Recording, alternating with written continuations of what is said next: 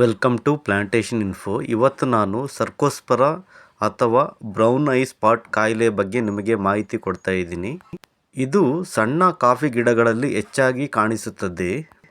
ಡೈರೆಕ್ಟಾಗಿ ಸೂರ್ಯನ ಬೆಳಕು ಬೀಳುವ ಜಾಗದಲ್ಲಿ ಇಟ್ಟ ಗಿಡಗಳಿಗೆ ಇದು ಹೆಚ್ಚಾಗಿ ಕಾಣಿಸುತ್ತದೆ.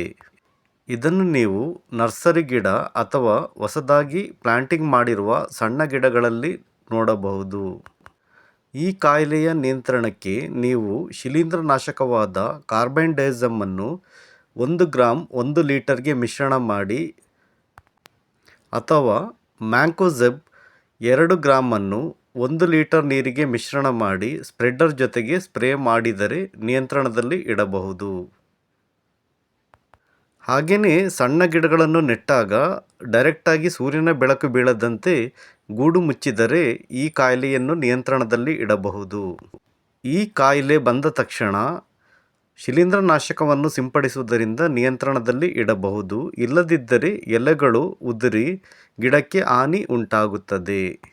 ನೀವು ಗಿಡಗಳನ್ನು ಡೈರೆಕ್ಟಾಗಿ ಸೂರ್ಯನ ಬೆಳಕಿನಲ್ಲಿ ಇಡದೆ ಸ್ವಲ್ಪ ನೆರಳು ಬೀಳುವ ಹಾಗೆ ಇಟ್ಟರೆ ಈ ಕಾಯಿಲೆ ಜಾಸ್ತಿಯಾಗಿ ಕಾಣುವುದಿಲ್ಲ. ಈ ವಿಡಿಯೋ ಇಷ್ಟ ಆದರೆ ಪ್ಲೀಸ್ ಲೈಕ್ ಮಾಡಿ. ಹಾಗೆ ಅಗ್ರಿಕಲ್ಚರ್ ಇನ್ಫಾರ್ಮೇಷನ್ಗೆ ನಮ್ಮ ಚಾನಲ್ ಸಬ್ಸ್ಕ್ರೈಬ್ ಮಾಡಿ. ಹಾಗೆ ನಮಗೆ ಸಪೋರ್ಟ್ ಮಾಡಿ. Thank you.